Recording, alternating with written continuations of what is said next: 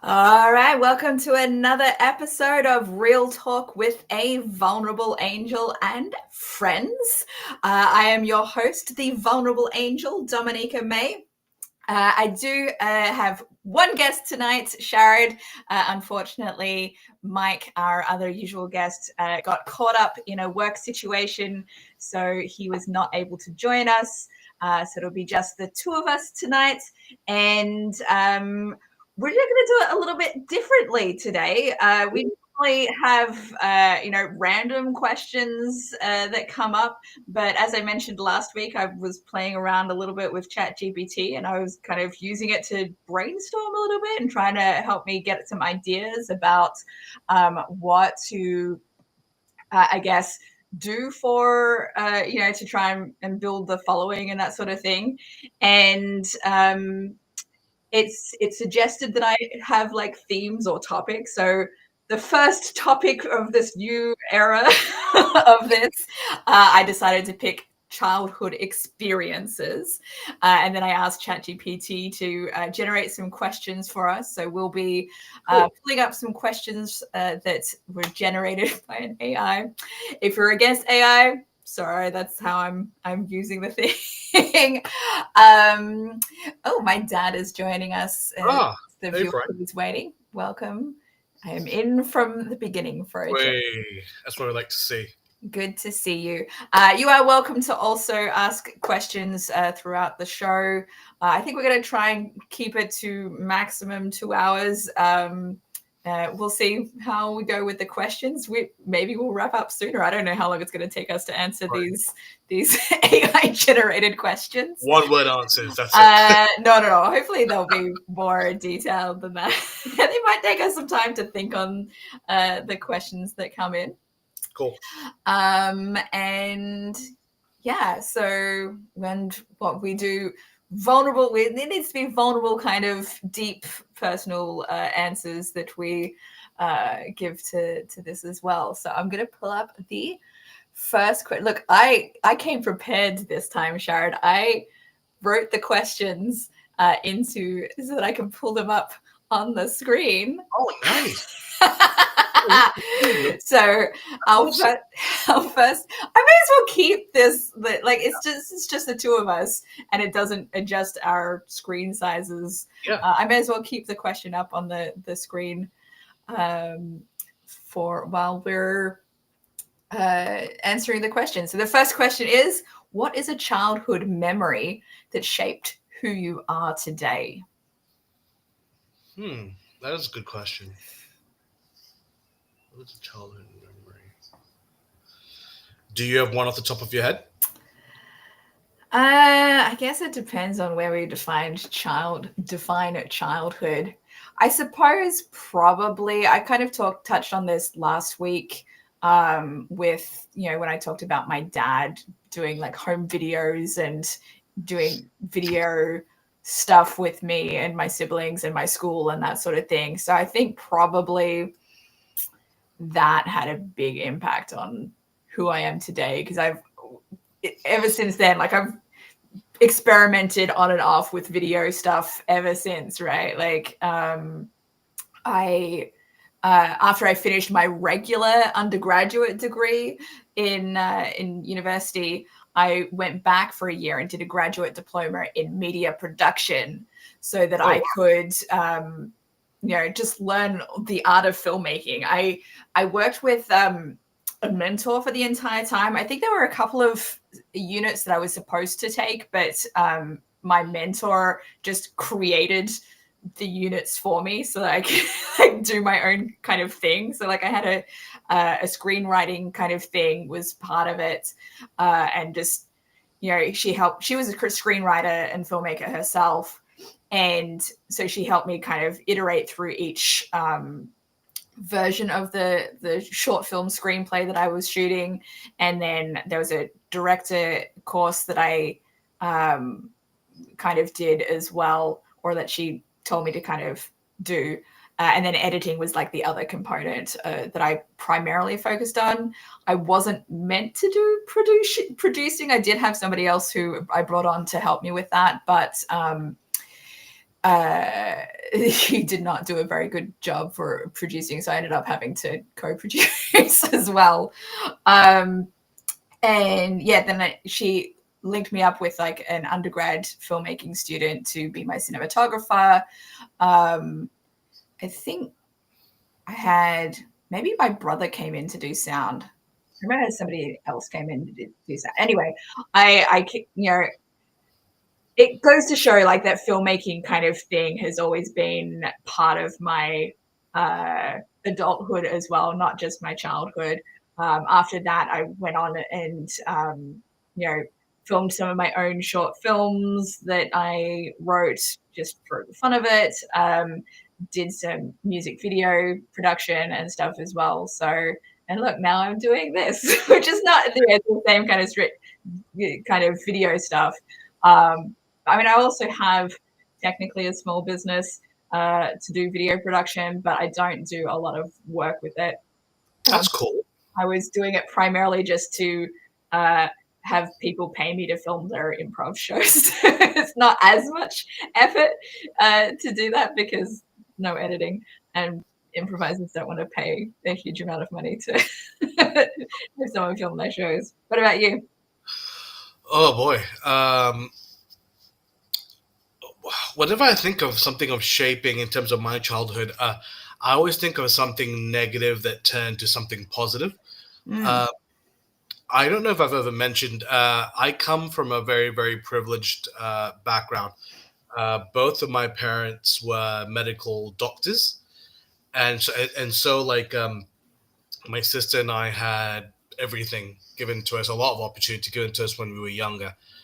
And but one thing I noticed is that when I was a preteen, I want to say like maybe 9, 10 years old, I was a real prick as a kid. Like, I was awful, and I had a very much a spoiled me kind of attitude, and I remember like my mother and I were on a trip to Thailand, and we were staying with some family friends, and I think it was one of the kids, maybe slightly older than me. Like it was one of those things where I remember I was just mouthing off and just being a little punk, and this lady just mouthed off at me, and she was like, "Why are you being such a little creep? But like, why are you being such an annoying little kid?" And she's like, "Oh, just because your parents are this, it doesn't make you special." And I remember it actually hit me because that never like came through my head that I was annoying and that I was very, very privileged. And I remember like just thinking like, am I annoying? And it really, really made me be more introspective. And yeah, so it just goes to show that as a kid, obviously your immediate surroundings and circumstances give you that position, but only when someone outside just comes in and goes, "You're not acting like a good person." That really hit me. Yeah. And ever since then, I've tried to be a lot more.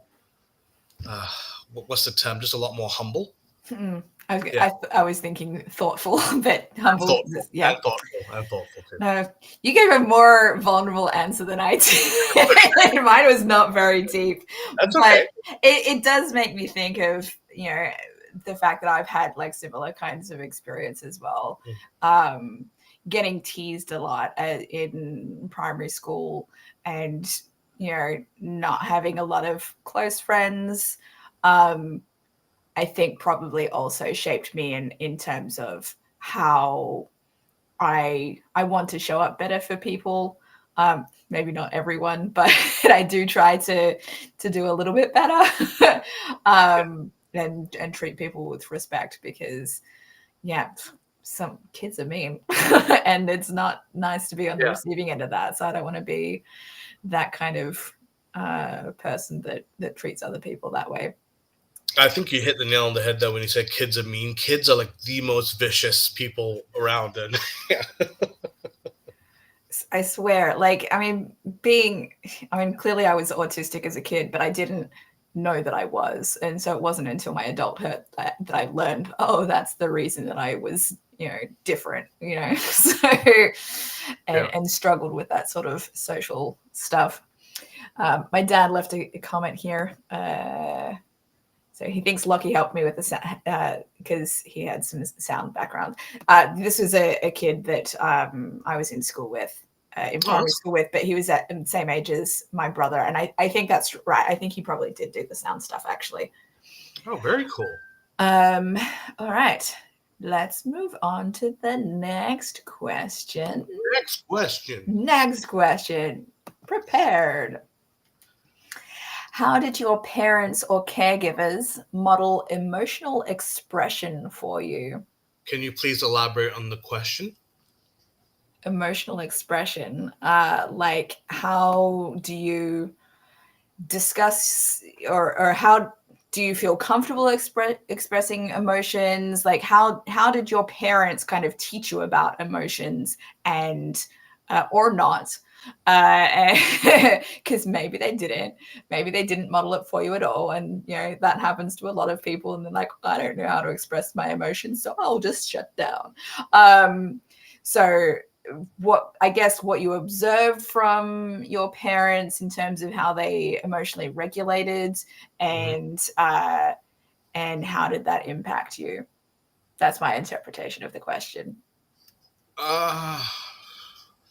I think it depends. Like, my mom was very, very open and transparent, and like she was a very, very open person in terms of it's okay to cry, what's going on. My dad is very much the opposite. He's very much the stoic, like and that can be. That can be beneficial because obviously for a young child you want that rock, right? The only thing is that can be tricky because when pushed too much, that rock will crumble. And I remember seeing when I saw that facade drop from my dad the first time, I didn't really, I couldn't handle it, and but it became tricky because later on when I was a teenager and I moved to England for the first time, um, that became tricky because like that kind of hit me that men, even though you're a young man, men can't quote unquote show emotion. Yeah. When I say emotion, it means to show vulnerability. Like they couldn't do it. And I remember there was one time I heard that my mother called me and she said that a family member of mine had passed, and it hit me. And I remember for the whole day I was a mess. I was in class and I was openly weeping, and I couldn't stop. Even my teachers came up to me and like, "Are you okay?" And I just I still remember this. They were saying, "Oh, I just had some bad news from home," and but I remember like around other people, they didn't know how to handle it. Yeah. Yeah, and they were like, "Are you okay?" I mean, which was nice of them. And then they were like, but it was hard for them to really kind of connect. And it was only when I was quote unquote an adult was it like the stigma kind of disappeared, and everyone, and if I did have an emotion or someone around me had an emotion, people would rally closer to that person. Yeah, So interesting. so I thought that was because so growing up there was one way, and then as an adult it's a complete different way. So it's quite interesting. But did you say your mum was a little bit different with her emotional expression compared to your dad? Yeah, mum was a lot more open and conversational, and she was willing to talk about it. Dad was very stoic. So does that mean that you felt like you were supposed to follow the way your dad was because it was the modeled like gendered kind of way rather than following the way that your mum was? Yes and no. I mean, obviously, with the idea of what makes a man is like he's in not that he doesn't show his emotion, but he's in control of his emotion. Yeah. Right. So that was tricky, but yeah. So, but obviously, but in terms of getting feedback from it, like it was only really the feminine side that was willing to discuss it and be open to it. With guys, it was just like, so it was tricky then.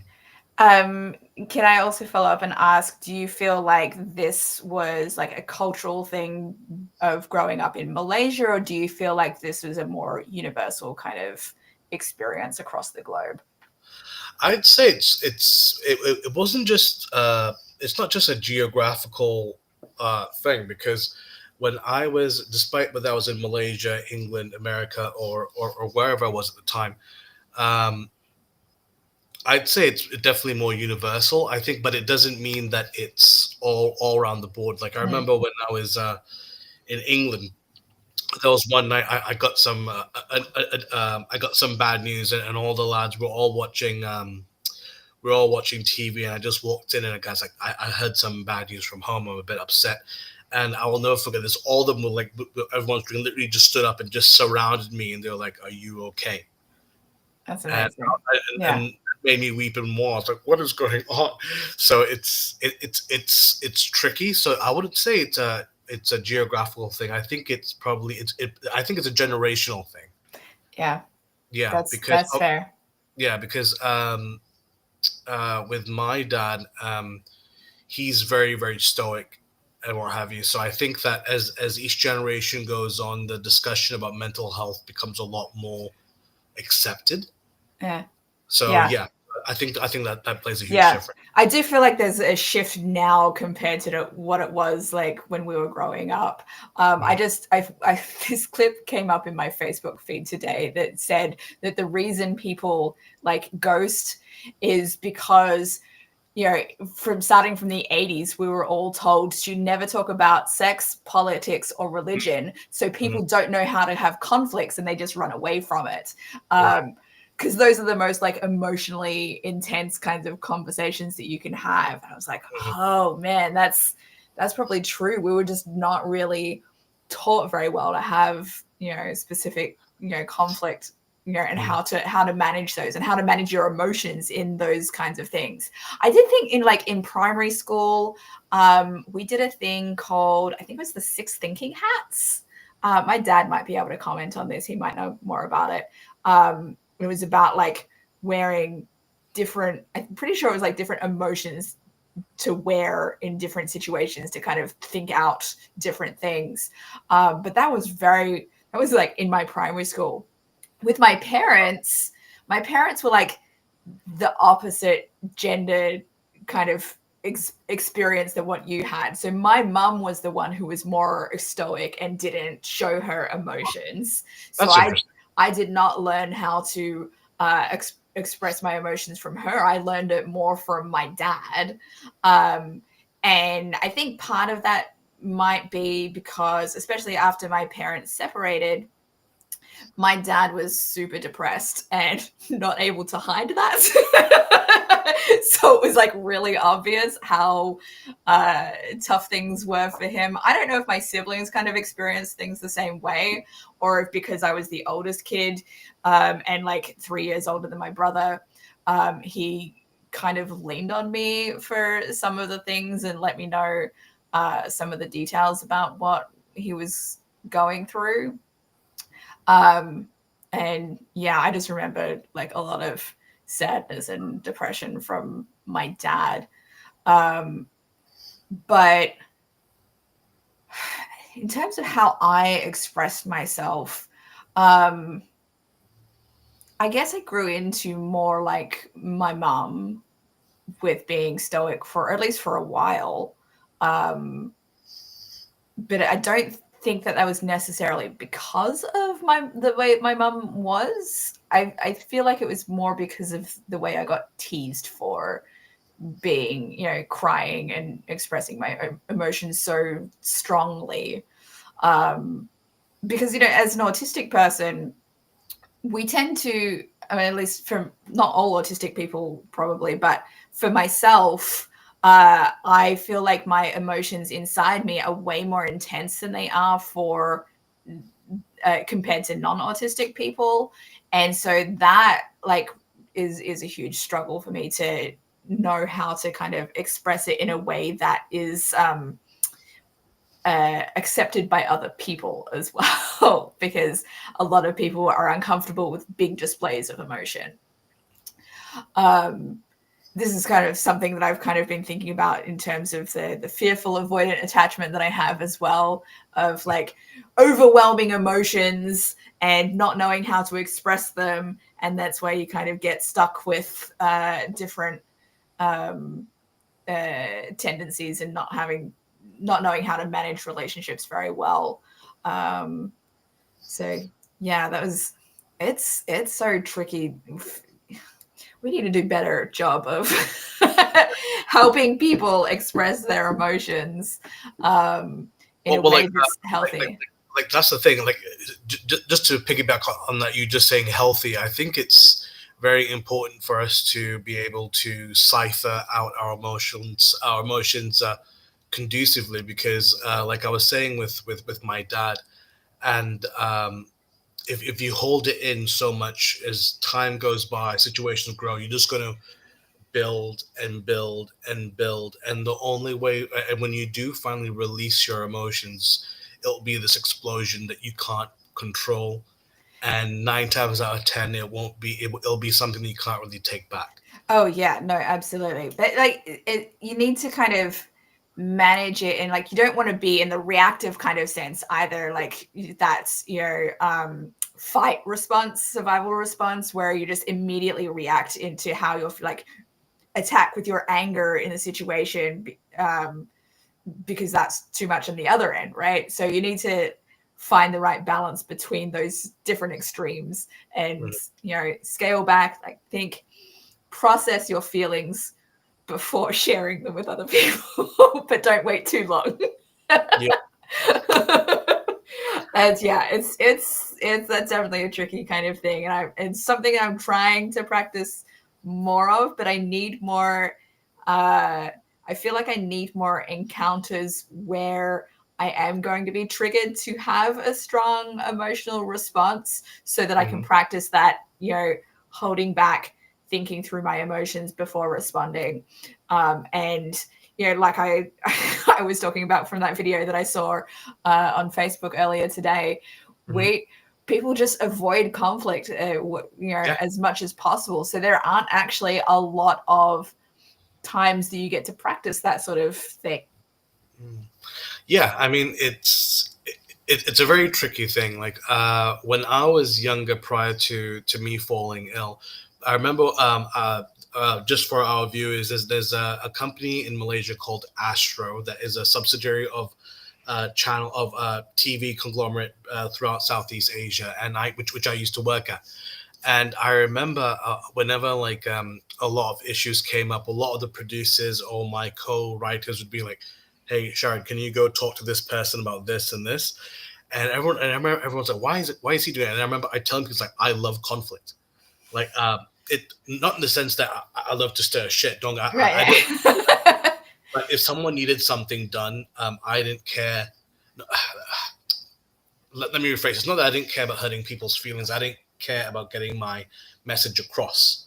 And obviously after my illness, that's a complete flip now. I'm a lot more empathetic, to a fault, I'd say, to a fault. So, but I do think there has to be a point where empathy is there, but we're not so easily triggered at the same time. Yeah. Yeah. So all of that managing stuff. All right, my dad's left a few comments for us here, right. So what have you got? Pull them up. That lady probably helped prevent Sharad from becoming a socio/psychopath or narcissist. Timing is important. If not really realized early, it is difficult to change. I agree. I mean, like there's always this thing where I remember reading, like, a lot of asshole kids will actually surprisingly will grow up to be good people, usually because they get that out of the system, and then when they reach that maturity stage of their teenage years, they're like, yeah, that's not good. So yeah, so some don't grow out of it. They don't get the talking to that they need to. I mean, there's different levels of discipline. What was acceptable discipline during our youth is not necessarily the same kind of acceptable nowadays. But yeah. So my dad said that he ran from conflict a lot. Yeah. Would you agree? Probably. Yeah.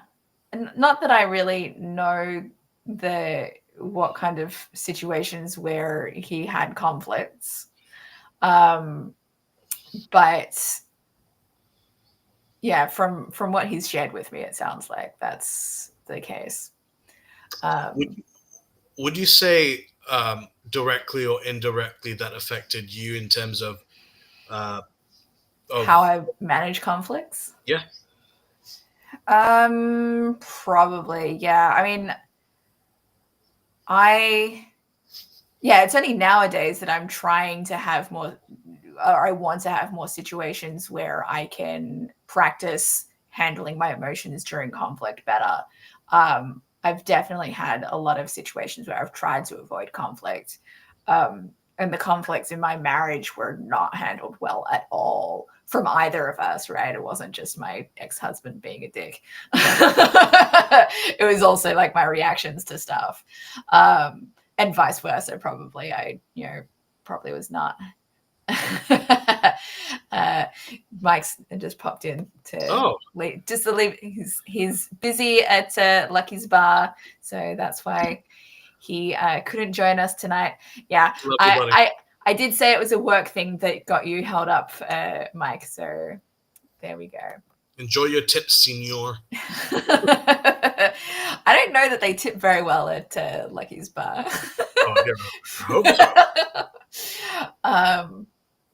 Yeah, I don't know. Maybe we'll see. Maybe Mike will share with. I don't think he's actually watching. I think he just popped in to leave that comment. So yeah, like conflict-wise, how I manage stuff. Yeah, I think I probably shied away from conflicts, and I mean, there were some situations that I would get riled up about if I felt really strongly about something, but if I had no strong opinion about things, then I would definitely shy away more from interacting with people or trying to argue my point of view. See, Mike says that they don't tip well. I told you. Oh dear. Well, I would maybe give them like one thing I noticed when I was bartending, Mike, was that I would to kind of like get that little thing, I would give them a complimentary shot, and then after that they're like, "You're so nice, man." I'm like, "Yeah, cheers, bro," and hopefully then the tips would come. So who knows? See what you can do. So he says he has 5 minutes free, so he's watching what he can. Feel free to drop us an actual childhood experience question, Mike. So you can interact with us that way. Give us a childhood experience question that we can answer, so not just ChatGPT questions. But yeah, like just to go on what you were saying about conflict. It's tricky because this thing really affected me like as a child, and I still remember whenever I got into an argument or even if I said or did something, I remember it would. And to be fair, it's still to an extent something with me today, is that it bothered me. Like like days after it happened, it would still be repeating in my head, and I remember thinking like, why did I say that? Why did I react this way? And I just remember thinking like, you're a dick. Like even if let's say someone said or did something I didn't agree with, the fact that I reacted in such a way, I just felt really, really pompous and really up my own bum. And I was just like, don't be a douche. So it's tricky because in some ways that reminds me that I am empathic, but at the same time, I shouldn't be a doormat. So it was a weird balance to kind of go with. No, it's so tricky to find that right balance. I feel like Mike's leaving us, but he did leave us a question, so we'll answer it later. Thank you, Mike, for tuning in for 5 minutes. What was I going to say about that? In finding the balance between no before that you said something. Something about conflict. I was like, because the reactive stuff. Like, it's I didn't like how I reacted. Oh yeah, the overthinking afterwards, like replaying for days and days. I'll just be replaying what happened. I was like, why did I say that? Why did I say I'm exactly the same way as that. And I will go like years afterwards, the things will still like come through my mind sometimes. Like not like every day for years, but like sometimes I'll be reminded, it's like, oh man, I could have handled that so much better. And so I try to use it as a learning experience, or how could I have handled it better so that I can know how to handle it better next time it happens in the future. But I won't necessarily use it as a learning experience unless that person really mattered to me. If I'm like, I don't give a shit about that person, I probably won't reflect as much about like whether or not I said or did the right thing. But when it's led to, you know, someone that I really care about breaking things off and not wanting to associate with me anymore, then I will spend a lot more time reflecting on what I did and what I could have done better, even if the reason was that that person just couldn't handle the situation. Like you can't always know, and so it's more like I'm gonna think what else could I have done. So yeah, it's tricky though, because I can completely empathize with that situation. I think we've all been in something similar, but at the same time, like, it's tricky because you can't time travel, and you can't let it live rent free in your head. But the only good thing is, well, the good thing about it rather is that it can help you moving forward. Mm-hmm. So even if, let's say, not with that particular relationship with that person, it could be in any situation moving forward. You learn, okay, someone I cared about didn't appreciate when I did this, so moving forward, I should, try a different tact. And I find it quite helpful. So, like, for example, oversharing. And I mean, again, it's that balance, isn't it? Like, that thing, oversharing. Oversharing, obviously, I realize that it can be a lot, in the sense that not everyone, and how do I phrase this? People, your friends and your family, your loved ones, they don't sign up to be your therapist. And we're all going through our own things. So I don't think it's fair. Even if, let's say, someone does open that door and says, if you need someone to talk to, I'm there. That doesn't mean that, you can spam them with 1,000 messages saying, right. I'm going through that. Yeah. Still have the right balance. And like, even if they've given you a blanket, it's okay to talk to me about stuff, you might want to spam them at a time that is not suitable for them to be able to listen to you as well, right? So it's always good to be like, hey, is now a good time for me to share this, tough thing that I'm going through. But yeah, it's kind of tricky at times, because you need to have somebody to kind of vent to about some of your things. But yeah, it's not always easy to find someone that is open to receiving that as well. I mean, like, it's tricky, because if you flip it on the other side, I'm sure that we both have been in situations where we've had relationships, where someone is opening up to you, but it's a lot. And they'll always, they'll keep messaging you, keep calling you, keep seeing you. And it's either repetitive, or it's draining on you as well. So, so it's a lot about finding a balance, and maybe obviously this is new, I wouldn't say new age or new wave, but the last few decades has become a lot more socially acceptable to tell people your issues and what have you. But I think in some ways, if you can get it out constructively through creative endeavors, whether it's writing or that's how I do it.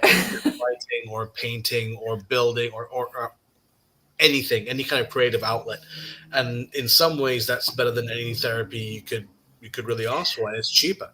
Well, I have found, this is actually a good thing that I found with ChatGPT, is like, I think I talked about this last week. I was talking to it about like attachment style stuff.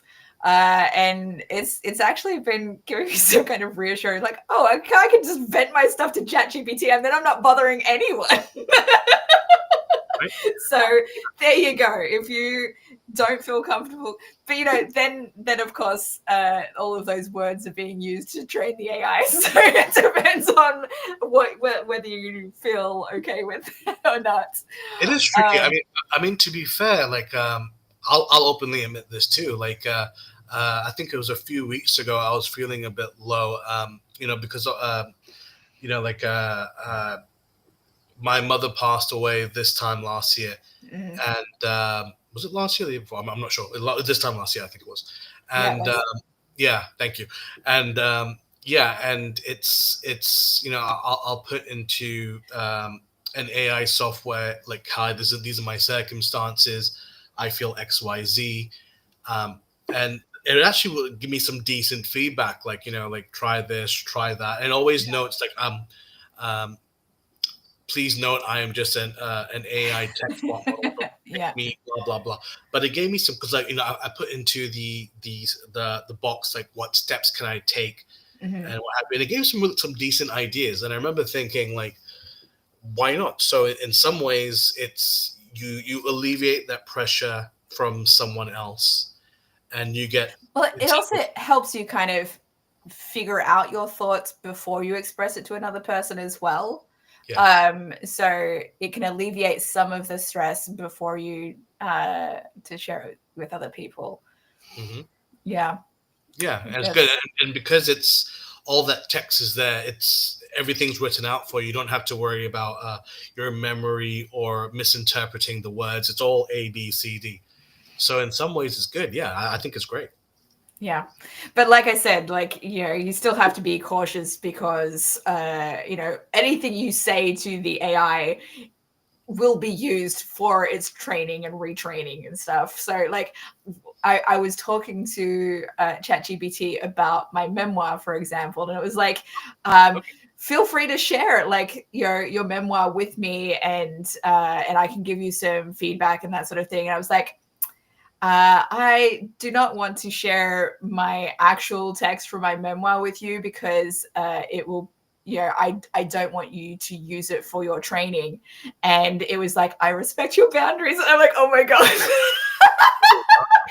It respects my boundaries. It's so that's terrifying in itself, isn't it? Yes, a little bit. I was like, oh, this is very interesting. But maybe it was because I was talking to it about like psychology type stuff before. So it knew that I kind of had that frame of reference of the psychological kind of basis of stuff. But yeah, it was really, I was like, it feels like I'm talking to, in a way, somebody that's like higher up in the realm of understanding than what regular people are with boundary respecting. So many people don't understand boundaries, and I was like, oh wow, that's fascinating. Very respectful. Actually, well done, AI. Yeah, that was a nice surprise. All right, I'm going to go up through some of the chat comments that I've not pulled up yet, because I know my dad did pull up, mention a couple of things. No, I don't think I shared this one yet. So my dad commented on the 6 thinking hats that I mentioned. He says it's hard to explain in a short. It's an attempt to put on different hats when problem solving, and the red hat was the emotions. Okay, so only one of the hats were about emotions, and the other ones were other different things. I don't remember all of the details. I think my mum had the book, and I don't know if it's one of the ones that I kept from her collection after she passed away. All right, I'll research that after this. That sounds interesting. Yeah. So that was back in the 90s. That was a big thing that we were taught for managing situations. And Dad says, my parents argued a lot, prevented me from arguing with your mother when I should have. So my dad was running away from conflicts with my mum, I suppose, when he should have spoken up about things, because he didn't want to have the same kinds of fights. Dad, do you feel like it's because they argued in front of you that it was like bad, like, or just in general the arguments didn't feel right? But I guess, like, yeah, I never saw my parents arguing at all. ever. And I think that probably impacted how I don't know how to deal with conflict, because that was just never modeled for me from my parents. Yeah, I've talked about that with my therapist and probably various therapists. Like, I never saw my parents fighting; they just split up one day. Like, I had no idea that there was anything going on between them that was they were upset about, or that would have led to that. All right, Mike does have a question for us, but I'll bring up my dad's other comment first here. When I did the most oversharing, I learned I became an emotional vampire, or a brain-sucking zombie. My archetypes for oversharers: oblivious of what they are doing. One learns through mistake making. Yeah, you know what? This was actually... This was something I was going to kind of mention earlier from, something else that we were talking about. I feel like sometimes, overthinking can help you with some things of like, I made a mistake, but how do I handle this differently? But other times you can think that you handled things correctly, and it's not until you're on the receiving end of the exact same thing that you did that you might be like, oh shit, I did this to somebody and I do not like being on the receiving end of this. So now I can reflect on what it was that I did and be like, okay, not going to do it that way again, But other times, we'll just be like, oh, whatever. It's tricky because once you start a habit, it's equivalent to quicksand. You get so entrenched in it and you can't get out. And even though, let's say, you might not necessarily notice the people around you are uncomfortable or not willing to participate, it's very, very hard to kind of, you've got your rose tinted glasses on and it's hard to see objectively. So it can be tricky. Yeah, no, absolutely. This is reminding me, I shared a book that I have that I was read through, a few years ago to help me, understand abuse a bit better. And I think it's called Why Does He Do That? Inside the Minds of Angry and Controlling Men, or something like that. And so I shared this book with a male friend, and he messaged me like after he had started reading it, and it was like, I'm worried that I might be abusive. Like, he was recognizing some of the behaviors that was being talked about in there, and I was like, you know what? Whether you are or not, the fact that you can see yourself in there means that you have the capacity to make changes because you could recognize these patterns. And I didn't judge him for it, because I have also noticed when I've read books like that, I've also noticed or seen myself in some of the things that is described. And then when I can see that, I was like, oh, so this is not something I should be doing. And, so I think that's a more healthy way of managing things. Like, some people will read these kinds of things and never self-reflect and see themselves in these kinds of situations. They'll just put all the blame on the other person. It's like, oh, this is all the things that other people did. But the first book that I read about abuse was called The Verbally Abusive Relationship. And when I read that, there were a bunch of things in there that I was like, oh shit, I do this, I do this, I do this. And so I actively was like, okay, from this point forward, I'm going to stop doing these things, because maybe these things that I'm doing is triggering my partner to react in a similar kind of fashion. So yeah, you gotta it's really hard to have those kinds of self-realizations, as well. Be like, oh shit, I was the toxic one, or I was a toxic one. Because you can have two toxic people in a relationship as well. Yeah, you can. But as you said, it's to be self-aware is a totally different ball game, because we are the heroes, we are the main characters of our stories, aren't we? So yeah, but people respect those who are willing to look internally and grow from their mistakes. a lot more than the people that just stay the same. I think that's my experience anyway. My dad answered the question I asked him. So he said he was in his bedroom crying, feeling like his parents might kill one another. Their best friends actually had the husband do that in real life. Oh my goodness. Wow. So domestic violence in those days. And that's why it's a good thing there's no fault divorce now. Because making it easier for people to get out of situations like that. All right, let's bring up the question that Mike asked us. Ooh. What was the most traumatizing event of your childhood? Let me caveat this. Unless it was sexual abuse, that might not be something that you want to discuss here, unless it is. But anyway, most traumatizing event of your childhood. Oh, I'm trying to think. Because I have so many. No. I don't know. I think probably it's a combination of a couple of things.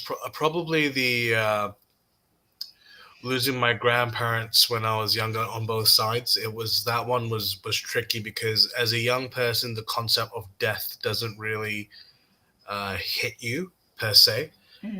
Um, and I was a lot closer to my grandparents on my mother's side.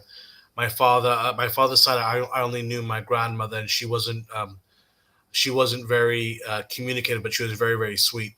But when she passed away, she was the first to pass away.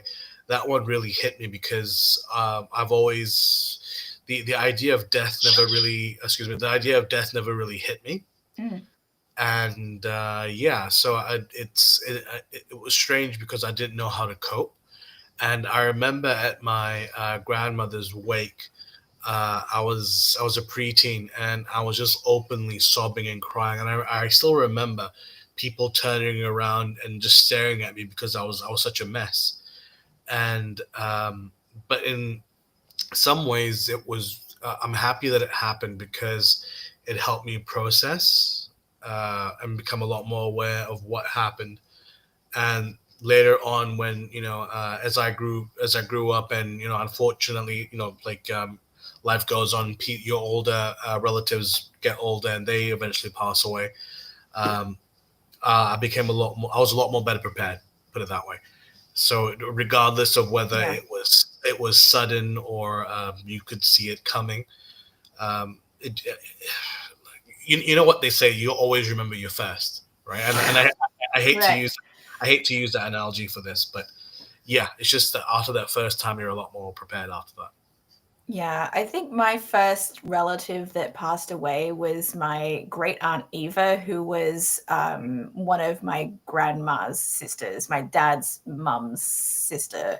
Aunt Eva was like, she was single, so she never married and stuff. And so she was very nice with like, and this is, she lived in the US, in Wyoming, with a lot of that side of the family. And she was always one of my favorite ones to come and visit and spend time with when we came to the US. Like, I remember cooking with her. I think she helped, taught me how to cook sopapillas at one point. Nice. If you don't know what those are, it's a deep fried bready kind of thing. And yeah, so she was the first one, and I don't even remember what year it was that she passed away. So, but she was the first relative that I was close to that passed away. And I think she was the only American relative besides my grandma who came out to see us in Australia at some point, I believe. My dad will probably be able to share about that. My most traumatizing event from my childhood, I don't know how my dad's going to feel about this, but probably my parents splitting up. Yeah.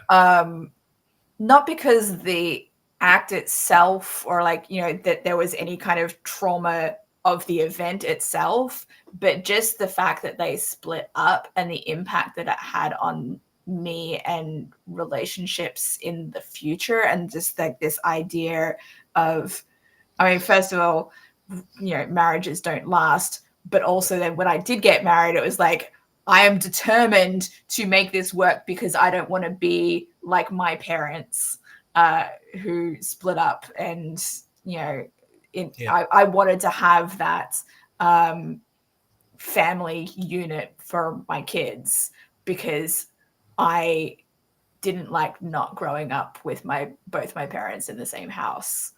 And that was not healthy for me. I should have got out of my marriage a lot sooner than I did. But, you know, that was my mindset at the time. And I think a big part of that is because my parents split up when I was like 9 years old, I think 8 or 9 years old. So, Well, I don't think anyone will criticize you for being optimistic. I think that's an amazing strength. yeah. It's tricky because obviously we all find ourselves in situations where we want to do better or we want to make things work. Like anything, like, you know, there are certain levels of that, but I always see it as a strength. It's the same thing with kindness and patience. I mean, people will take advantage of you regardless, but having that in your arsenal anyway, I think that's a beautiful thing. Right. I should have picked a better partner and then been that loyal to a better partner. And I'm still like loyal to a fault, right? Like my last ex, I still feel this like loyalty to him. And, you know, cause I'm like, he could have been the one. But, you know, not everything kind of works out that way. So I'm more now, I need to be smarter about who I choose and make sure it's right before, because I would like my next partner to be a long-term forever kind of situation. I don't want to just have random hookups and that sort of thing. So Well, at least I know what I want now. well, I mean, that's the thing. We have to be smarter about who we choose, yes, but we also have to be smart about who we let in. Yeah. Yeah. So it's a two-way street. All right. My dad says that my Aunt Eva was the youngest sister. And yes, she was the only family member besides his mum and sister who came. So my dad's sister came to Australia before I was born, which I was aware of, and why I didn't mention it because it wasn't while I was alive. There you go. So yeah, maybe that was also traumatic as well, just living so far away from my extended family. That I didn't get the same kind of familial connection to my extended family that so many of my extended family have, because so many of them lived in Wyoming and they, you know, spent all this time together, and I didn't have that kind of thing. And I do feel like that has impacted me. It means that I don't really relate to other people that have such close-knit families. And yeah, I feel like that's tricky sometimes to know how to relate to people who do have a lot more obligation to their extended family, because I just don't. I live in the US now where all of my extended family is, and how many times have I seen them since I moved here almost 11 years ago? I've been on one road trip to see a good number of them, and that's it. And I've been here for almost 11 years now. What's stopping you from going to see them in future? Is there anything holding you back? Money. Well, I mean, okay. So in terms of that, you actually have a financial stumbling block, which is fine. But let's say, if that wasn't an issue, would you be able to see them more often? Some of them I'd probably want to see more often, but the distance is a big thing as well. Like I'm in California and they're in Texas or Wyoming or Colorado or Utah and stuff. But also I feel like I'm not that close with them either.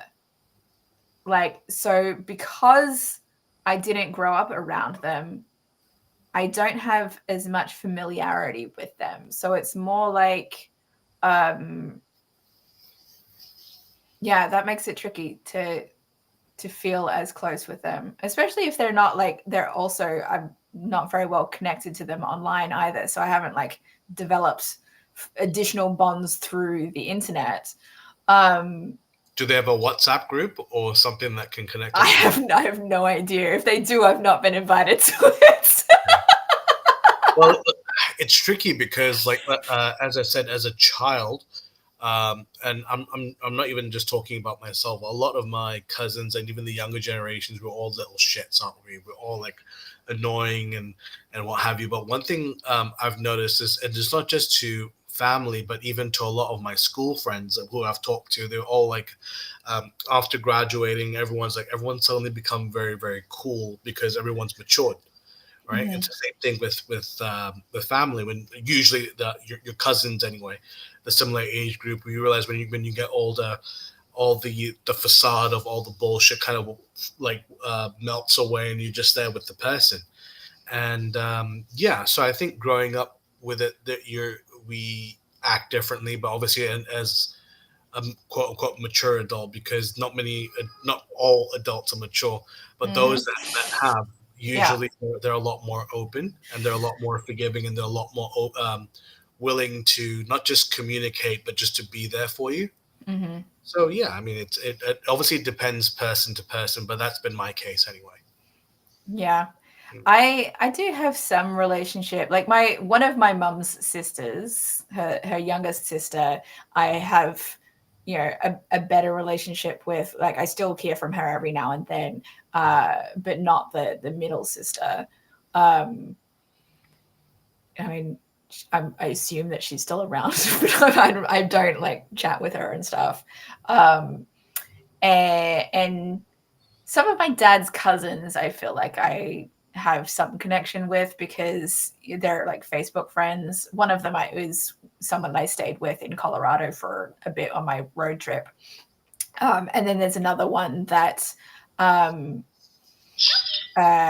went through a divorce during the pandemic, and he I think we've kind of connected about similar like political kinds of things, and so he's been interested in being able to meet up at some point. But I think he just moved to Florida. I'm like, not from.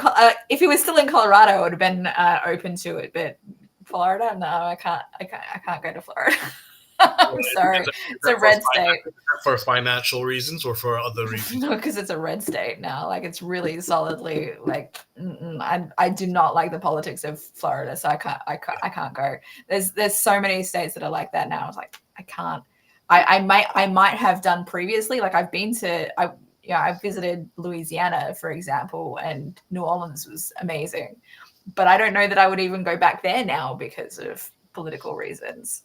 Well, I mean, like, let me ask you a question. Like, obviously, a lot of states are, blue or red or what have you, but I don't know, because like I've noticed that the people, if you go wherever these places are, people are still good people. They want to be the best version of themselves. They want to be courteous, and everybody wants to have a good time. And does it? Does the state being blue or red affect you that much in terms of wanting to visit? It's more in terms of like their decision making and how they've changed laws and stuff to take away rights and that sort of thing. Like I don't want to support the state if they're making choices like that. So it's not the people in particular, because if you look at a map of the political kind of spectrum of each state is a combination of red and blue. It's all purple. It's just different shades of purple. So there's no state that is solidly red or solidly blue, right? There's a mixture of each anyway. And even on the other side of the political spectrum from what I vote, there are still good people. I'm not going to say there are not. And that was the thing that when I drove, I stayed overnight in Oklahoma City, in Oklahoma, on my road trip. Didn't know anyone there, and but we got out to have dinner there, and I was just like, really surprised by how friendly it was. And I was like, and then like, and I said to myself afterwards, like, what was I expecting? Like, why? And then like there was some kind of because it was during Trump's last term that I did that. It was 2017. So I think that like I even saw some bumper stickers that were like anti-Trump bumper stickers on some of the cars that I saw that were Oklahoma cars or trucks. So yeah, you can't judge a state by their politics or all the people in the state by the politics, but you can choose where you spend your money. And it's like the kinds of boycotts that are happening right now. It's like make your choices about what you want to support. And I think California, like during the pandemic, was making choices of not buying stuff from states that were making certain choices during the pandemic, and as well. So well, yeah, like I think I read somewhere. Correct me if I'm wrong. Like Tesla, for example, has experienced a huge drop because of one person. Yeah. Yeah. But there you go. And it's a worldwide boycott. Yeah. Worldwide. It's the free market. Yeah. So, yeah. And then he is like, I don't understand why this people can't possibly hate me that much. Like, yes. Yeah. Yes, what you were doing is wrong. Yeah, and like countries coming together to stop buying US products and like all of this kind of thing. I'm like, I fully support, like, do it, but I feel like the president wants to tank the economy and doesn't care anyway. Yeah, like for example, a family friend of mine, she is a director at a company that does a lot of light and detection engineering throughout the world. And I spoke with her a while back, and I used to help draft contracts and plans for proposals, just because just for our viewers, I my background is English writing, so this will help with formatting and with law speak, even though I'm not a trained lawyer. And yeah, and I remember she and I were talking, and I remember asking her so what are your thoughts on X, Y, and Z? And she said, well, I mean, money obviously is the biggest denominator for her to make the decisions, but if someone's for ethical reasons, she's happy to go to someone. If that person is objectively doing something that they don't agree with, someone else is willing to give them the money or the resources for what they're offering. So there you go. It all breaks down to the free and fair market.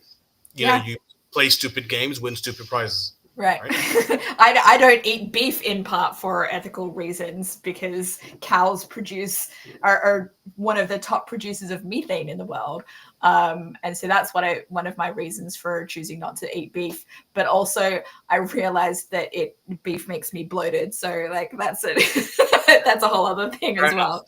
But primarily I originally stopped eating beef because of the methane production, but my kids still like to eat it, so I've still been buying beef hamburger patties for them. That's the only beef that ends up in my household, but that's okay. I mean, that's what they want to eat. I think it's really admirable that you're not, holding your kids saying, "Oh, I don't do this, so you can't do that." But the fact that you yourself, I mean, you're buying it for your family, but you yourself are not consuming it for your own reasons. That's amazing. Yeah. So anytime my daughter makes hamburgers for the family, she makes me a chicken patty instead. I get myself a chicken burger. All right, my dad's got another couple of comments here. So he says he still wanted to be with my mum even through the problems. Yeah, I know, but sometimes the problems are not solvable. I feel the same. I didn't feel like that with my ex-husband in the end. I did not want to stay with him through things because it was just not solvable. But my last partner, I still felt like we could have resolved things. But, you know, people make their own choices. And if people need to move on, then they need to move on. Yeah, I think so, because I think we said before, you can't bring a horse to drink if it doesn't want to, right? And I think that also extends to relationships. If it's not going to work, it's not going to work. Yeah. Both parties need to be up to working on things to make it work. You can't be salvaged by just one person. Right. All right. My dad also says they'll know you're from Laramie Group has a family bump into each other from time to time. It might be a reading resource. There is also a San Luis Valley group that has few posts about Grandma and Grandpa Madrid. The San Luis Valley is, I think, in Colorado, and was where some of my grandparents, great-grandparents, I don't know. Madrid from there had all their children there in the San Luis Valley. Using search there, probably bring up my old posts on Facebook. Yeah, I'm not as invested in getting to know my extended family that much at this point. It's a two-way street. Like, they could be reaching out to me as well. I'm here, and most of them do not reach out to me. So sad face. All right, let's bring another question from ChatGPT. Were there things you wished you could have talked about as a kid but didn't feel safe to? Sex. Sex and relationship stuff. I didn't feel like I had anyone that I could talk to about that stuff. Probably in part because of, my parents splitting up, but also growing up in the Catholic Church and, having that kind of, it just didn't seem like a thing that you could really discuss when you have that kind of religious upbringing. Yeah, I think for me it would have been not something that I wish I could have talked about. I wish something that people could have talked about to me was emotional maturity, because I remember as a child everything felt so immediate, and my response had to be a 10 every single. Emotional regulation, did you say? Yeah. Okay. Yeah. Sorry, it seemed like you cut out or glitched for a little minute, so I couldn't be sure. No, you're fine, because for example, every time, let's say, you didn't get your way, or every time I didn't get my way, I had to throw a tantrum, or I had to sulk. And I wish that and obviously it's a childlike thing. It's understandable, but usually a parent's response would be discipline instead of just talking to you. And I don't know if I would have had the emotional maturity to understand that and take it in, but I wish that it could have been modeled for you better, though, right? Yeah, I feel I can relate to that for sure. I feel like because if you feel like the only way to get what you want is through a tantrum, and it's good to have a modeling of better behaviors on how to handle that situation better. Yeah, and I think and be okay with not getting what you want as well, right? How do you handle those emotions? Oh man, I didn't get because there's so much loss in life, right? Not just in like terms of things, but like people, and when you have to move cities or homes, there's loss and grief in all kinds of things. So yeah, that's definitely an emotion that could be taught more how to regulate better for people across the board, I think. Yeah, but in regulation, I don't just mean like keeping it in or letting it out. Yeah. It's also about how to converse and share. Yeah. Right. I mean, like a lot of people and process. Yeah. I mean, a lot of people will have difficulty processing, and even more so will have issues sharing them in a conductive manner. And I just wish that as children, not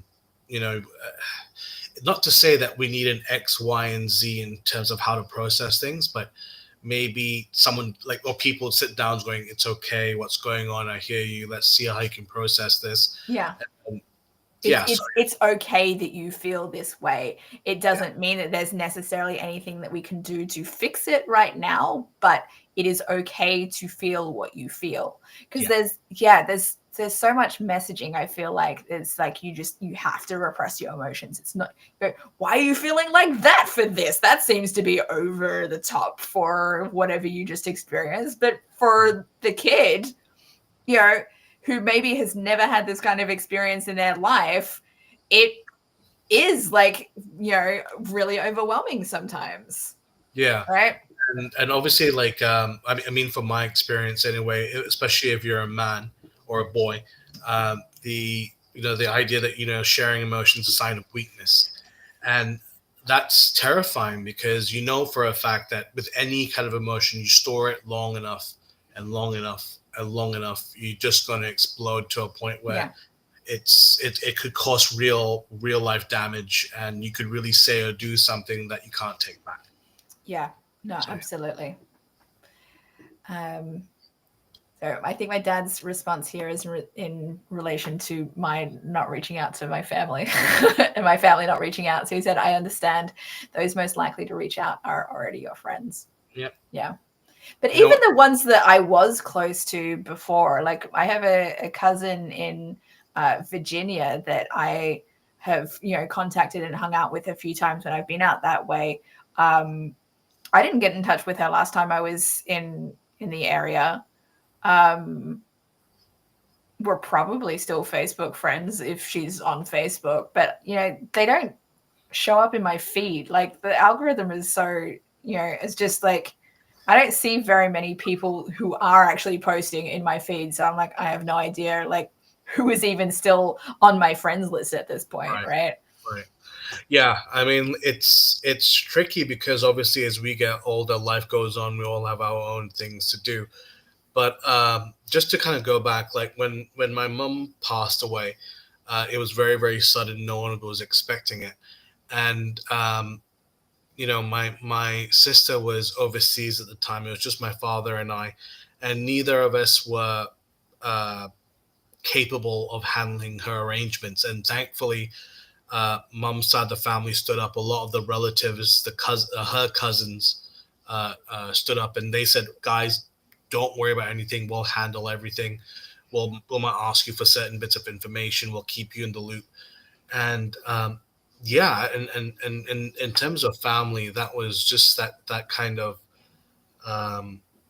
reassurance that we might not be there for you, or no, we might not speak every day. We might not be close, but if something happens, we have your back. Yeah. And that's something that I will take with me till the end of my days, because that kindness and that generosity of helping out when you're at your lowest, they were there.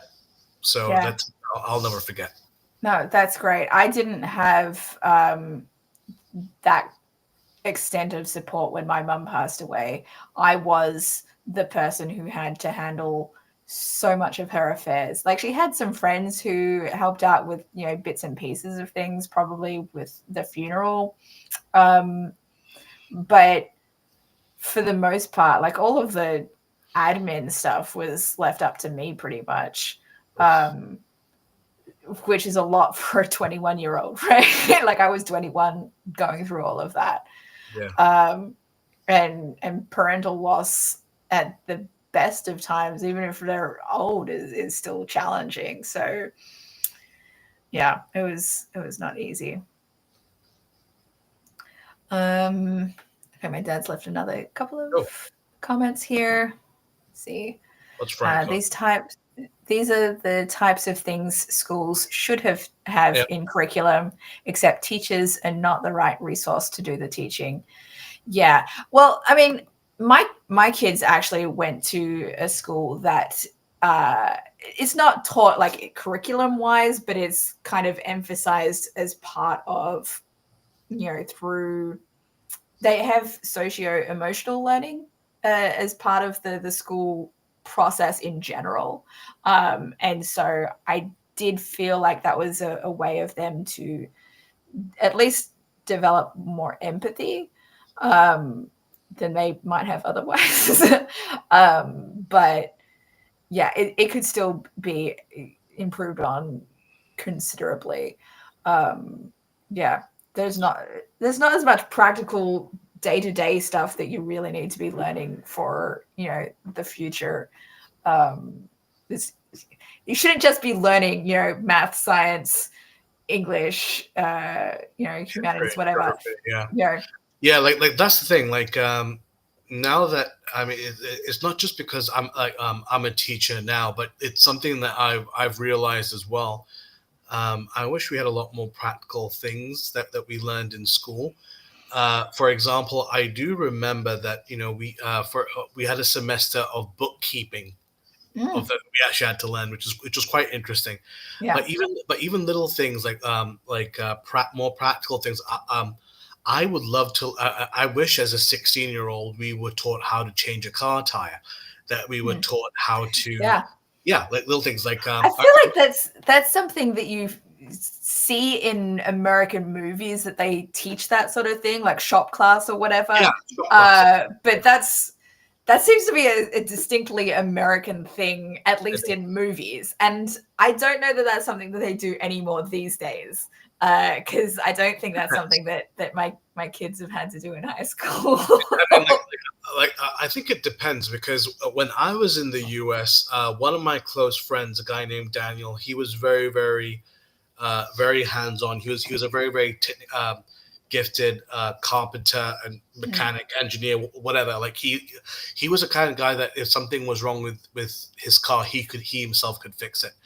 And and I remember asking him, because he was also a scenic designer, and he did everything. And I just remember asking, like, how do you do all these things? And he's like, he learned it as a kid. Like, like the first chance he got, people would teach him how to do this, how to do that. If it wasn't how to use a jigsaw blade, it was how to cook. If it wasn't this, it's how to weed grass. If it wasn't this, it was that.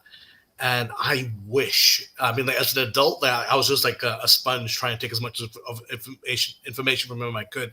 But I wish as a kid I had that kind of exposure as well. Yeah. Yeah. All right. My dad's left a comment about the cousin that I talked about in Virginia. So she hasn't been popping up since her mom died and her dad deteriorated. Yeah, I noticed that too, that she's not been around as much because of that. Timmy is joining us as well now. Welcome, Timmy. Our theme, we have a theme tonight. We are discussing specifically childhood experiences, and our questions are related to that. Where is Mike? Yeah, unfortunately, a work thing came up for him. He had to work late. And so he was not able to join us tonight, unfortunately. Yeah. These things happen, but hopefully he'll be around next week. But we'll maybe go back to our regular time next week. We just couldn't do Thursday this week because I had plans for something else to do.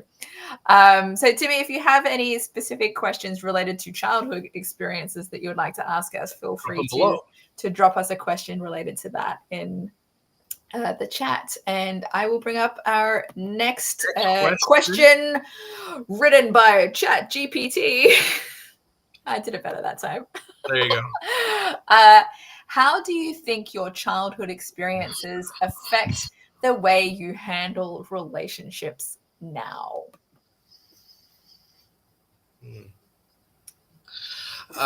This one is okay. I think in terms of romantic relationships, I do not agree with stepping outside the relationship for any reason. Um, you You know, had a childhood experience that made you feel yeah, like that? Okay. not obviously through me, but Yeah.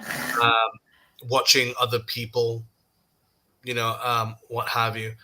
Um, like with my parents, they were not particularly affectionate towards each other, Mm.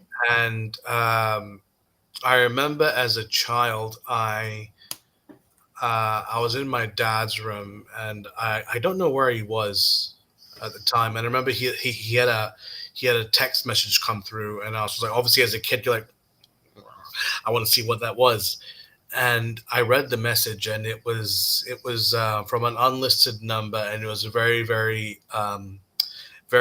affectionate, and not from it wasn't a raunchy text. It wasn't a raunchy Yeah. text, but it was very affectionate, and I was just like, my mom doesn't talk like this, because obviously Yeah. with your parents, you know their texting style and what have Yeah. you, and I was like, this does not sound like my mother, and and I did some investigating, and I was like, it wasn't her. So it just, yeah, so it came down to something in me that kind of reinforced that, even no matter how things are in your relationships, no matter how bad they are, no matter whatever the circumstance, you should never ever step out. If, let's say, if things are very very bad, and someone new potentially has popped up, wait until you end that relationship formally before you even think about doing something with the person, because that's just awful, and that's something that I'll take with me forever. Wow. Yeah. Yeah, I didn't have any experience like that in childhood, but I don't even remember. I think when I was 17, the first guy that I kissed was a cheater. He was can't believe I'm admitting this. No, it's fine. He was engaged to somebody else when he started flirting with me, At and 17. when I was 17, yeah, and he was like Oh. 11 years older than me. I didn't think Oh. anything much of it at the time, because when you're 17 and have had zero experience with anyone being attracted to you, it was like, I'm getting attention.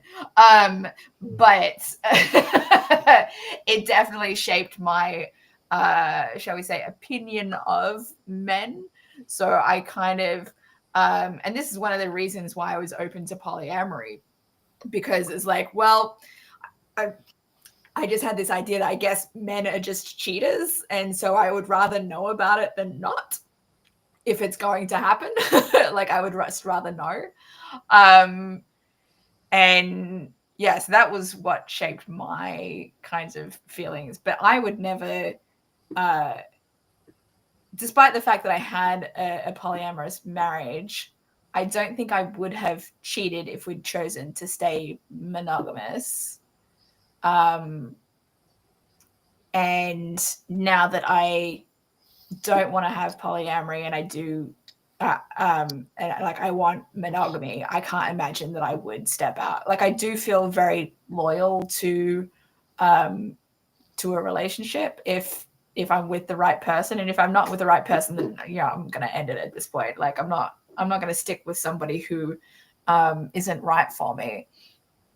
So yeah, I have, but but my reasoning is very different from yours. I didn't have any kind of childhood experience like that.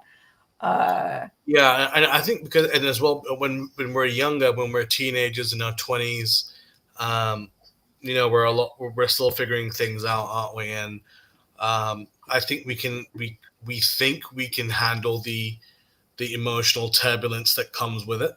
But I suppose now that I'm in my late 30s, I'm just like, I'm done with all that. And not to say that I want something easy, which is something I don't want, Yeah. but I want something valuable and something true. Yeah. Yeah. So that's pretty much it. No, I feel the same way. Mm. So in terms of my other, because I was 17 when that happened, my other childhood experiences that affected how I handle relationships now.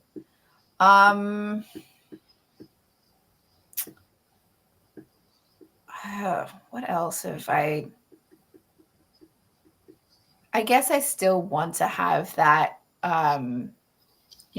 loyal, everlasting kind of relationship thing that my parents didn't have. And so that has probably impacted why I dive so deeply into in terms of psychology of like attachment styles and that sort of thing to learn better how to handle relationship conflict so that you can repair after conflict. And understand that maybe the conflict has stemmed from a trigger that isn't even related to the current situation. It's just a reminder of something from the past where you felt unsafe. Yeah, I think probably those childhood experiences with my parents not being together has definitely impacted my desire to put more effort into what's going on and what kind of relationship I want going forward. But do you think in some ways that's helped you kind of the way that your child experiences made you want to open up communication with future partners? Yeah, because my parents were not, like I said, like I never saw my parents arguing, never knew that anything was wrong. I do want to be able to manage conflict better than that. I don't want to have to feel like we can't talk about things that we have problems with. And Yeah. because like I said earlier, like I had a lot of trouble with that in my marriage. Like our conflicts were never really fully resolved. And yeah, like even now I'm still, in conflict with my ex-husband. So what stop being like this. Yeah. Yeah, I mean, it's tricky because I have got this very specific memory I haven't thought about in years until you just mentioned that. I remember I must have been 9 or 10, give or take, and I was asleep in my bedroom, this one actually, and I could hear like a really really loud shouting. It was coming from my parents' bedroom, and I walked in. I was in my PJs, and I can't remember what they were arguing about, but I remember walking in and just uh, like going, "What's going on?" And I remember like both of them were like this close away from each other and just turned and looked at me, and they're like, "It's okay, just go to bed." And the first thing I did was I just jumped into that bed and I just went to sleep. And they're like, "Can you go to your room?" I'm like, "I'm not going anywhere." Because that was the way to make them stop. Yeah. Yeah. And I remember they just looked at me and they just sat down and then they didn't say a word to each other until I actually fell asleep. Wow. Yeah. That's pretty powerful though. I mean, obviously that wouldn't have stopped the conflict permanently, but at least it got them to stop at that particular juncture, right? Yeah. But man, to be put in that kind of position where you feel responsible to get them to stop as well, like that's a lot to put on a kid. No, I wouldn't say they put it on me, but I know, but like yeah. you took it upon yourself in that situation because you were not happy with the way, what you were seeing. Yeah, because like I said, like I was deep in sleep and their shouting woke me up. Yeah. So, that's intense. All right. Timmy left a couple of comments and then he does have a question for us as well. So he just said that he had dropped some merch on his channel and He's pretty Yay. excited because he got some sales yesterday. That's Well awesome, done, Timmy. Timmy. Proud of you, my friend. I so rarely sell any of my products. Occasionally, I will sell a book somewhere, and I'm like, I wonder who bought that. Yeah. But I have an online store for selling T-shirts and designs of things that I have. Hang on, I'm sitting on a cushion with one of my designs right now. It's kind of faded a bit, but there's an elephant that I drew.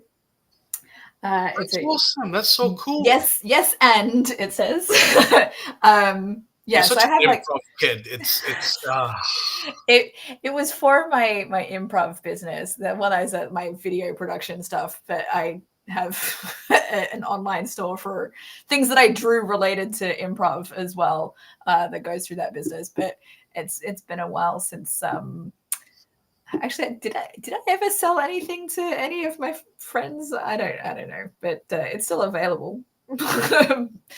But yeah. Could you explain the process of selling merch online? Like, how does it work? Like, do you just have a whole catalog of what you have?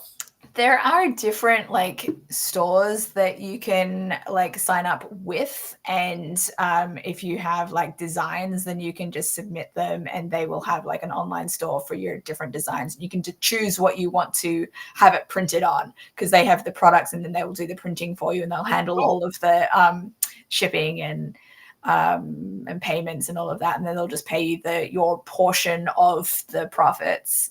So let's say with that design you just showed me, so you'll give them the elephant saying yes and they'll print it onto their pillow, and then they'll ship it out, and then they'll give you your cut. Is that pretty much how that works? Yeah, if people place an order. So yeah, that's a bunch of different things that, so I've got like T-shirts and mugs and that sort of thing. That's so cool. Yeah, I think they had face masks during the pandemic. Oh yeah, I saw a lot of people were having a lot of fun. Like the funniest one I saw was I think I saw this Chinese lady wearing it, and she had this face mask with like a massive beard and buck teeth, and I was just like, and she looked at me, and she was like, yeah, and I was like, yeah. That's a lot of fun. That was great. My son liked seeing that I had made this online store and decided that he wanted his own online store for all of his own products, of his own designs. And he has way more designs than I do and has sold way more products than I have. Wow. So, because he's like really good at marketing his stuff, like he would just go to school and like, because he's got like no, he's not like afraid to share these amazing things that he's done. Some people, we grow up and we're like, oh, I've done this cool thing, but I'm worried about how people will judge me for it, so I don't like really feel comfortable sharing it. And my son is like, hey, look, you should go to my store and like buy my stuff. Like he used to just say that to like all of his teachers and everyone. And so he had teachers and things, friends buying his designs on various products and T-shirts. That's so cool. That's awesome. Good for him. Yeah. So he's made more money that way than I have. That might be a good thing if you ask him to be your marketing manager. Who knows? Maybe in the future. Just tell him yeah. I'll cut you a fair deal, kiddo, if you can like. I think part of it is because he's as young as he is that people just want to support him. Like it's different, right? It's like, oh yeah, there's this like late 30s person, and we don't need to support her, but hey, man, a 10-year-old kid. If you have that kid being your marketing manager, they'll be like, I want to support him. Just go like, maybe that's smart. Maybe I should do that. If you want, I will. I'll find out your son's email and I'll be like, hey, kiddo. Maybe I'll chat with him at some point. Oh, we'll see. Okay, Timmy did have a childhood experience question for us. It is, what was your happiest memory of you when you were a kid? That is a great question. ChatGPT did not have a great question in that kind of realm, so I appreciate you asking that to me. There's one that really sticks out to me. I can't remember a specific year, but I do remember when it was. It was Christmas Day. Um, I'm sure, as you can tell, living in Malaysia, I'm not a Christian. My family is not Christian, but we love the holidays. Yeah. And every year we would always put up the Christmas tree, and we'll decorate it. We'll all have our little Christmas socks and presents and what have you. And I just remember there was one particular year that I remember. Uh, what year it was, that ironically I don't, but I remember just waking up in my full head to toe PJs and just being like, "It's Christmas, Santa's here," blah, blah. And I remember running downstairs, and you could smell the hot chocolate and the marshmallows, and I was like, "Mom, Dad, has Santa came?" And Dad's just like, "Yeah, he did." Just was like reading the newspaper. And yeah, just little things. And like I remember, like, we were watching. It was like that day. There was a Pink Panther Christmas special where he was in prison for Christmas, and then he broke out, and then watching like not just like one after another of all these Christmas TV shows and films. And it was just nice. Like, the air conditioning was on, it was cool, and I was all wrapped up in my duvet and watching it with my sister and my mother and my dad, and it just felt nice. Yeah. It was just perfect. That's Of, awesome. of what I thought Christmas would be, and I'll never forget it. It was just wonderful. That's awesome. Yeah. Yeah. I don't have like such a wide range of things happening on Christmas like that for my childhood memories. But the happiest memory for me when I was a kid, I would say probably one of my trips to the United States with my family. And I'm like, because I've been to so many theme parks in the US on these trips. And I was like, which one should I pick? Right. And I think the one that stands out the most for me would be Busch Gardens in Williamsburg, Virginia. Hmm. And the year that I remember, I think this might have been when I was 14. And they had what was at the time, I don't know if it still is, it probably isn't, the tallest, fastest, largest inverted steel roller coaster. And I'm like, this is That's a so, mouthful. yeah, I know, right? Like it was called, I think it's called like Abominable or no, That's awesome. Alpengeist? Was it Alpengeist? Right. Now I want to look it up. Busch Gardens rides. It was like inspired by the Abominable Snowman, though, I think. That's awesome. Busch Gardens, Virginia. Rides.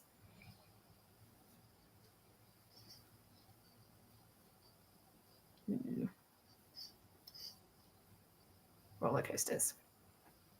Oh, Alpengeist. Yeah, I was right. Ha ha! Woo! It is still there. It is That's still cool. there. Yeah, like it's terrifying, right? It's because it was the first roller coaster that I went on that was a hanging roller coaster and took you by like Oh, from the top rather nice. than like on the Yeah. rails. And I'd never been on a roller coaster like that before. And I was like, holy shit, what is this? And I just ended up I'm going to loving it. die. I'm like, it's terrifying, but like also amazing. So yeah, that was such a good day. And that was with so my mum was there, and I think I rode it with my great uncle, who was the dad of my cousin in Virginia that I mentioned. So it was my mum's cousin's dad Mhm. that I rode that ride with. And like, so he's like an older guy and he's like riding roller coasters, like two generations above me, and riding this tallest, fastest, largest inverted steel roller coaster in the world at the time. And yeah, I loved it so much that I bought a t-shirt that had a picture of it on there, and I'm pretty sure it had like an Abominable Snowman on it as well. It was related.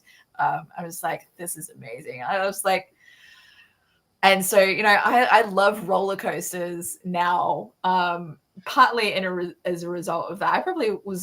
I'd been on other ones before because we'd been to Disneyland before that, did Space Mountain Oh wow. and Okay. Matterhorn bobsleds and stuff. But yeah, this was something else. And I've obviously been on other hanging roller coasters, inverted roller coasters since then, but that one was my first time with that kind of thing. It's like that was beautiful. I can feel the goosebumps just hearing it. It's just like, oh. Well, next time you come to the US, maybe we should take a trip out that way. I haven't been to that theme park probably since then. Maybe. Well, the last time I was at a theme park, Mum and I went to Universal Studios in Florida, and oh god, it was magic. It was just so cool, magic. And yeah, I remember like the funnest part. So stupid. It was what was that? It was, I think, the Medieval Knights. I don't know whether you've heard of that. It's like you go to this. It's in Disneyland in Florida. Where it's for jousting. They'll have actual knights on horses, doing that. And we got there, and like we got all the paper hats, and we were sat down, and we had all these goblets and everything. And when we were served, we were like treated as like sir and lady, and it was just so much fun. And I remember just going, "Red Knight's going down, down, down, down." Red Knight's going down, and it was just so much fun. It was just so good.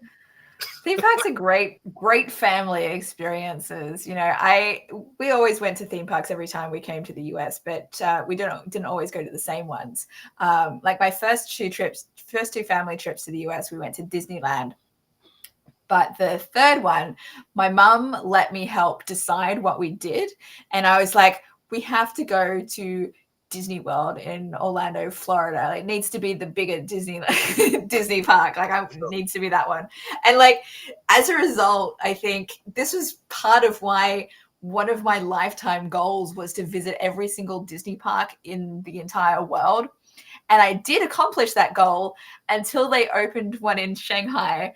And now I have to go to Shanghai to get it to meet the goal again. I was like, but yeah, I've been to all of the Disney locations. Tokyo, Hong Kong, Paris. The Shanghai one I've heard about.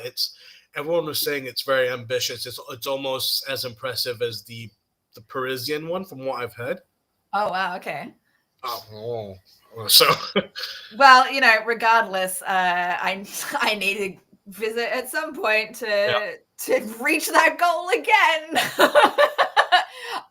And then I'll also have, because I have also not been to mainland China. I've only been to Hong Kong and Macau, which some people say is not really China. So. Because you don't need a visa to visit those locations with my citizenships. Nice. Yeah. Okay. But I would need a visa to visit mainland China. Yeah. I believe that is the case. Anyway. Yeah. Yeah, I think that's probably the next step on my list is trying to get that American, citizenship, or even just something, because that part is tricky. So we shall see.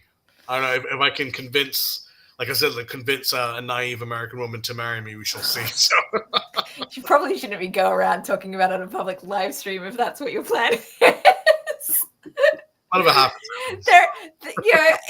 Well, I've heard that they're like using AI to troll social media to like find people to get rid of. Really? Yeah. That's terrifying. At least that. So yeah, I read something that's part of what they're, in terms of the student protesters and stuff who are not citizens. They've been using AI to troll social media to figure out who to get rid of. Well, that's what I read. Whether it's true or not, but that's what I read. All right. Well, we have one more question from ChatGPT, which is great because we're getting close to the 2-hour mark anyway. So I wasn't sure if we'd actually make 2 hours with all the questions that we had. So I'm glad. Okay. Well, it helps that we had 2 questions from the audience too, though. True. All right.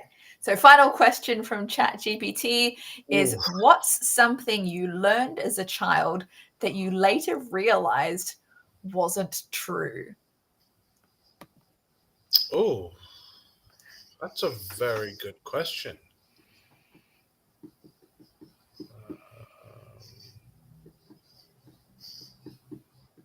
Do you have something to this? I'm trying to think. I can see, the thing that comes to mind for me is a story that one of my exes told.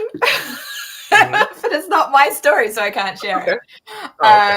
No, and it's a story that he shared somewhere that he probably doesn't even know that I heard. So it's not like, anyway, in terms of what I learned as a child wasn't true. For me, I mean, like, while you're thinking about that, I remember, you know what, everyone, I've had I'm sure you have as well. Nice guys finish last. Last people, nice people finish last. And I learned as a child, like, not from my mom, but like, people would say, make sure you look after yourself, put yourself first to protect yourself. And obviously, I agree that's something that that is important, but I do believe that there's also good in the world. Like, what you put out, you'll get back. For example, but not in the sense that you should become a doormat and let your resources be consumed by others. But I learned that if you are a good person and you see the best in other people, they will see that in you. So it doesn't mean you're naive. It doesn't mean that you're a doormat. It just means that you're open to good things in the universe, and that you'll be a good person. So obviously, shutting yourself off, people will become successful that way, yes, but it doesn't mean that you have to do so to accomplish your goals. Yeah, that's great. I love that. I think so. While you were talking about that, made me, I guess, sparked something in me. I think what my answer for this would be is that there are clear-cut villains and clear-cut heroes, which you learn from watching Disney movies, right? Growing up, it's like, this is a very obvious villain. That's what a villain archetype is like. So if you encounter a villain in the world, that's what they're going to be like.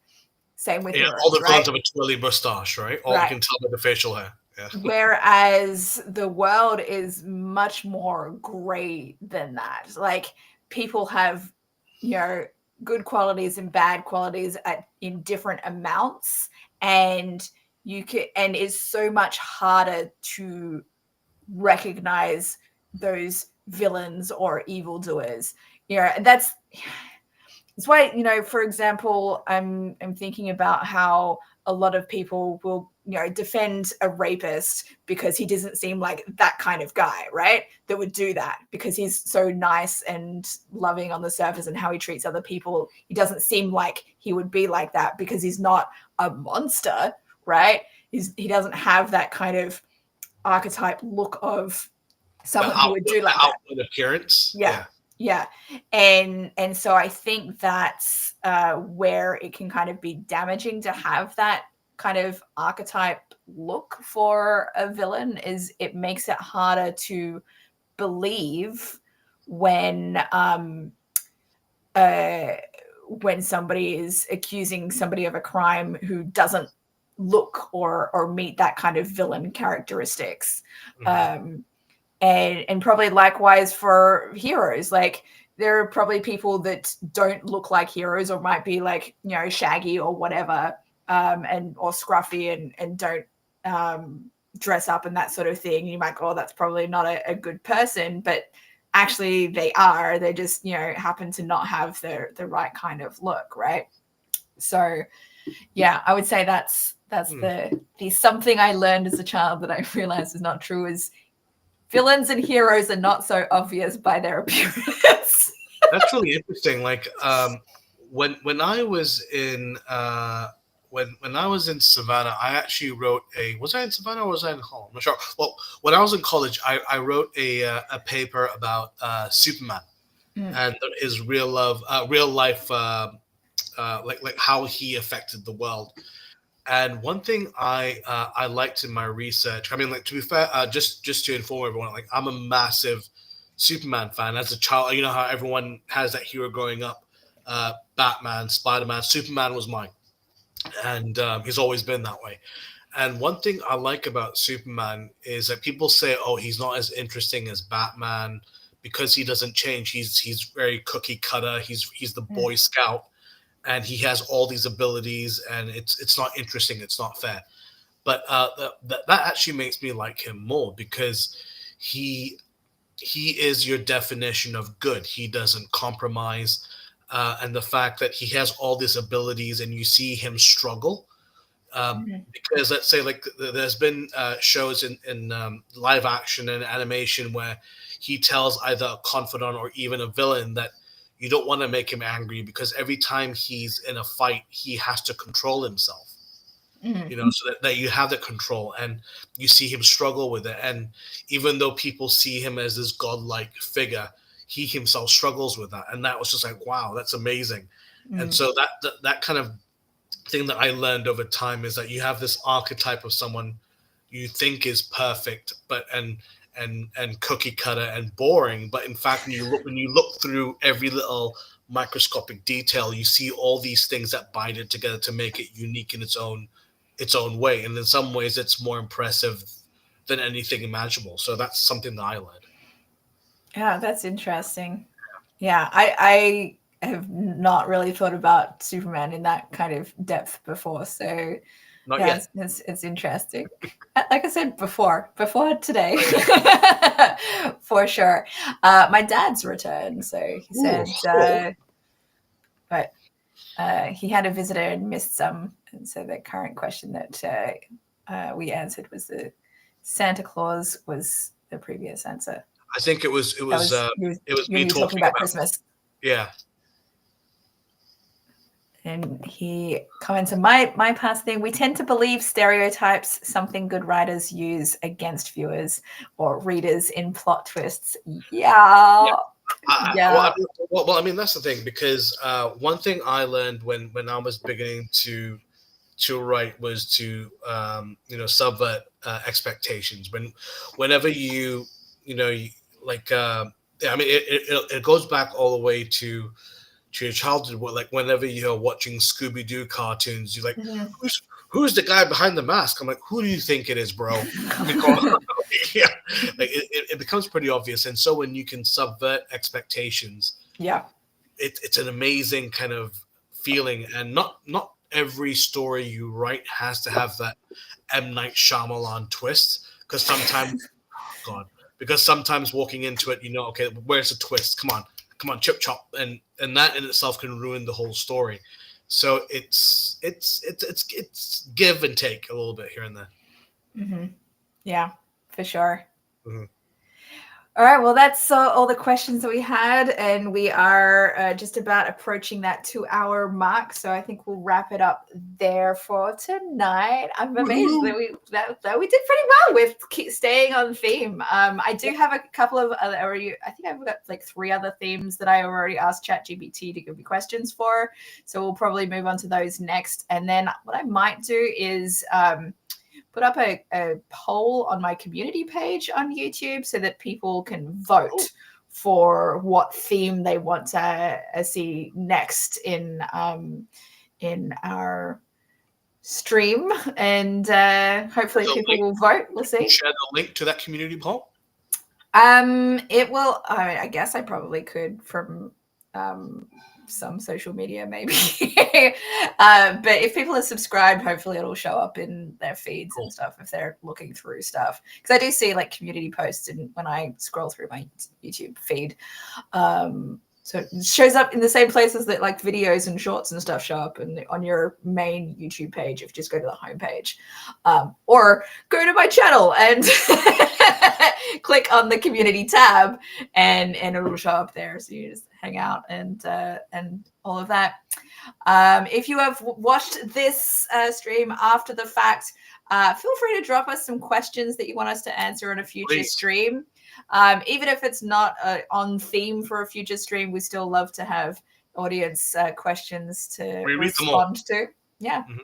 And if you're not already subscribe to the channel and request notifications so you can find out when we're going live and all that good stuff. Social media links are in the description below. And since I mentioned my shop with my items, maybe I'll add that to the description below after we end the stream as well. And that moolah maybe somebody will buy something that is one of my creations. Maybe. We'll see. Yeah. I've not looked into it recently, so I don't know if it's I assume it's still active, but anyway. Look into it for next time. Who knows? My dad has one final comment here for you, Sharad. You've made many good points today. You usually do. He just wanted to let you know. Thank you, sir. Thank you for listening. This is one of the reasons I love having Sharad as a guest on the show. You always love your contributions. So next week, just pay attention to the channel to find out when we will be streaming next. It will probably be back to Thursday, but I will double check before I put up the the information for that. So until next time.